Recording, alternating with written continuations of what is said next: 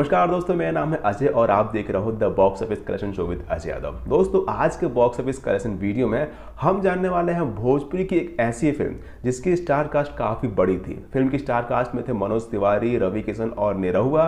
और female lead की बात करें तो रिंकू घोष, पाखी हेगड़े और रानी चटर्जी। फिल्म का नाम है गंगा जमुना सरस्वती और ये फिल्म काफ़ी बड़ी थी। ये फिल्म काफ़ी बड़े स्टार कास्ट वाली थी और यही रीजन था कि इस फिल्म की शूटिंग के लिए तकरीबन 2 महीने का वक्त लग गया। फिल्म को डायरेक्ट किया था हैरी फर्नांडिस ने और फिल्म को प्रोड्यूस किया था आलोक कुमार ने। साथ ही फिल्म का म्यूजिक था टी सीरीज का।